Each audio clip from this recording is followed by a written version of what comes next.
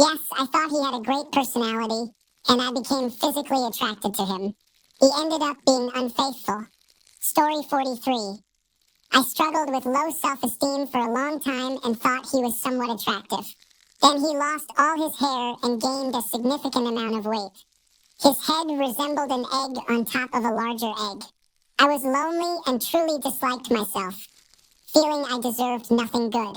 I have a lot to recover from. However, I found a man who is wonderful, sweet, and very attractive. It's challenging to reconcile my self-image with being with someone so charming who is always kind to me.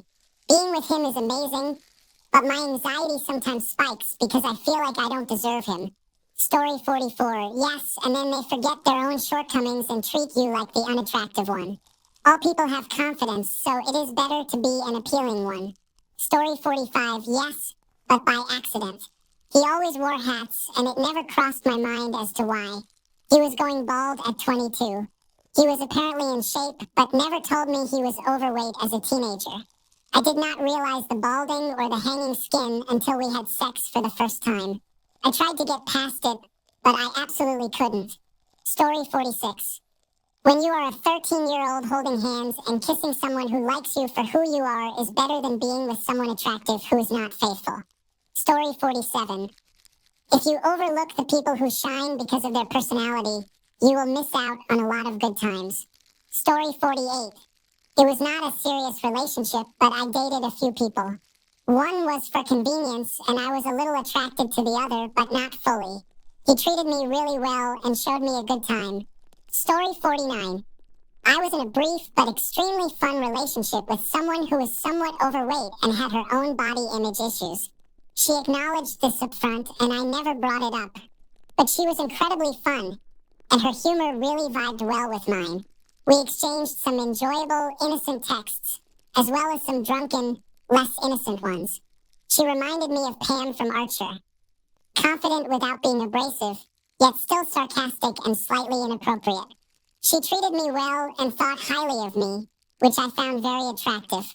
I disregarded what others might have thought. Story 50. I think every man I've dated has been somewhat unattractive. Not because of looks, but because of habits.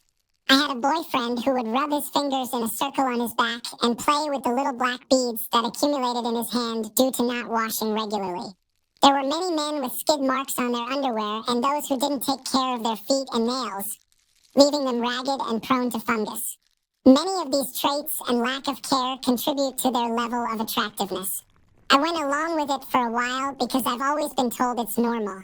But I've decided it's not normal. If I can clean and take care of myself well, then I expect the men I date to do so as well. Story 51. We started out as roommates who drank a lot and used drugs together.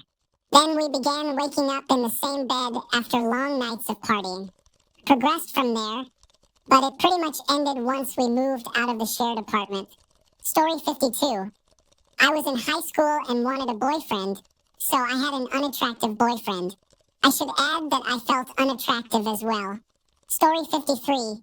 I have been in relationships with women whom I would not consider attractive when comparing them to others, but I don't believe many women are ugly if we assess their appearance individually.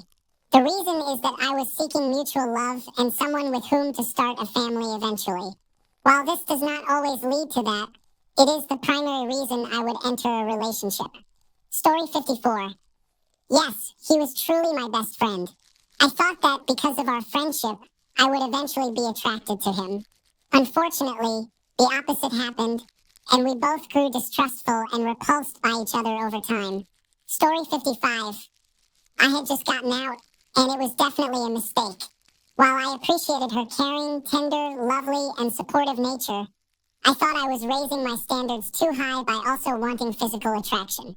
I decided to give her a chance, but gradually I started to feel awkward, dissatisfied, and unmotivated, which led to the collapse of the relationship. Our intimate life was non-existent. Additionally, I was feeling somewhat lonely when I met her. Story 56. Definitely. Assuming you mean a romantic relationship, I had a policy of giving everyone a chance if they had legitimate interest. Physical attraction is somewhat secondary to me. However, not smelling bad is consistently a deal breaker. Story 57.